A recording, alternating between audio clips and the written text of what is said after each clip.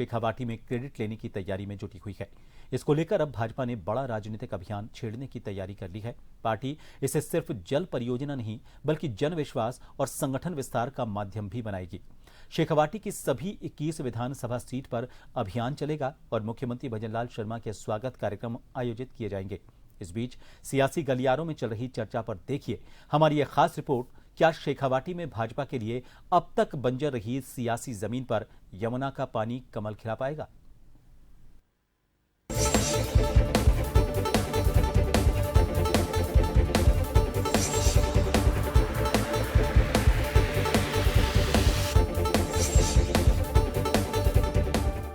शेखावाटी की धरती का इतिहास बयां करता है कि वो कमल के फूल को रास करने वाली कम ही रही है, लेकिन यमुना जल समझौते के बाद भाजपा एक बार यहां से फिर संभावनाएं तलाश रही है और यमुना का जल शेखावाटी को पिलाने से पहले कमल खिलाने की कोशिश भी कर रही है।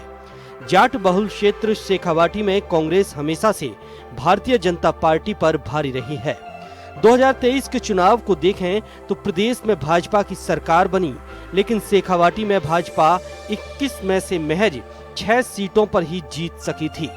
उधर भाजपा अब यमुना जल समझौते के बाद शेखावाटी में मिशन मोड में उतर रही है।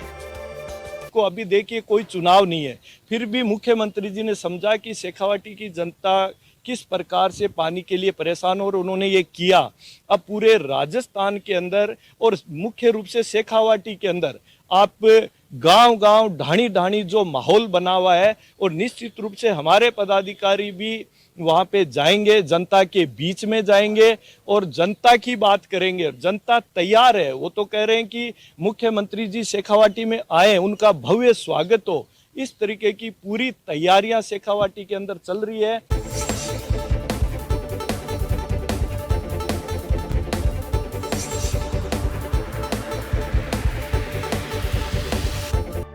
दरअसल शेखावाटी भाजपा के लिए हमेशा चुनौतीपूर्ण इलाका रहा है। मौजूदा स्थिति में 21 विधानसभा सीटों में से 13 कांग्रेस, 7 भाजपा और 1 बसपा के पास है। वहीं सीकर, झुंझुनू और चुरू की तीनों लोकसभा सीटें भी कांग्रेस के खाते में हैं। ऐसे में भाजपा मानती है कि पानी जैसा बड़ा जन सरोकार राजनीतिक माहौल बदल सकता है। यमुना का जो MOU हुआ है, यमुना जल समझौता, वो शेखावाटी के लिए आज तक का सबसे बड़ा परिवर्तन लाने वाला समझौता हुआ है। मुझे आज भी याद है जब मैं चूरू से लोकसभा का चुनाव लड़ रहा था, माननीय प्रधानमंत्री जी आए थे, तो मैंने एक बात रखी थी कि माननीय प्रधानमंत्री जी, आज तक मैंने आपसे मांगा वो मुझे हमेशा मिला है और मैं ये भी उम्मीद करता हूँ कि मेरे शेखावाटी, मेरे चूरू में विशेष तौर पे हर घर में पानी और हर खूड में पानी। हर खूड का मतलब ये होता है कि जमीन के हर हिस्से में पानी होना चाहिए सिंचाई का। भाजपा नेताओं का कहना है कि प्रधानमंत्री मोदी से किया गया वादा अब यमुना जल समझौते के जरिए पूरा होने की दिशा में बढ़ रहा है। उनका दावा है कि इससे सिर्फ शेखावाटी ही नहीं बल्कि पूर्वी और उत्तर पूर्वी राजस्थान को भी बड़ा लाभ मिलेगा। इसी भरोसे के साथ भाजपा इस मुद्दे को राजनीतिक अभियान में बदलने की तैयारी कर रही है।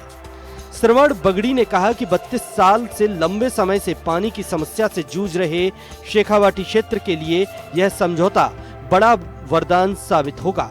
ऐसे में पार्टी इसे राजनीतिक संवाद और जन विश्वास के साथ जोड़कर जनता के बीच ले जाने की रणनीति पर काम कर रही है। प्रत्येक ग्राम पंचायत तक हमारे कार्यकर्ता पहुंचेंगे। सभी जगह पे एक योजना बनेगी कि मुख्यमंत्री जी का किस प्रकार से स्वागत होगा। भव्य आतिशबाजी हो चुकी है और जिस प्रकार की योजना आगे बन रही है उसमें एक भव्य स्वागत शेखावाटी की जनता मुख्यमंत्री जी का करना चाहती है।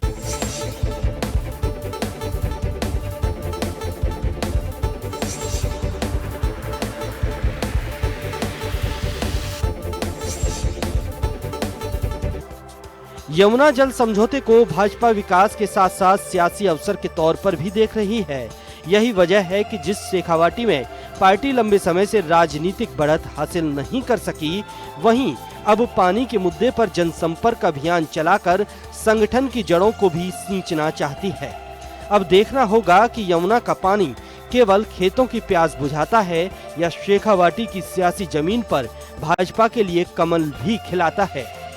प्रदेश के शेखावाटी की अगर राजनीतिक बात की जाए तो शेखावाटी में कांग्रेस हमेशा से कमल पे भारी रही है, लेकिन इस बार भारतीय जनता पार्टी एक रणनीति के तहत शेखावाटी में कैंपेन छेड़ चुकी है, खासतौर से यमुना जल समझौते को लेकर, और जनता के बीच में एक मैसेज देने का काम भी हो रहा है कि शेखावाटी का भला अगर कोई कर सकता है तो भारतीय जनता पार्टी उसमें आगे है। अब देखना होगा कि यमुना जल समझौते के बाद में शेखावाटी की धरती पर क्या कमल मजबूती से वहाँ पर खड़ा हो पाएगा, ये देखने वाली बात होगी। सहयोगी रामकिशन सैनी के साथ अनिल सेन, जन 24 जयपुर।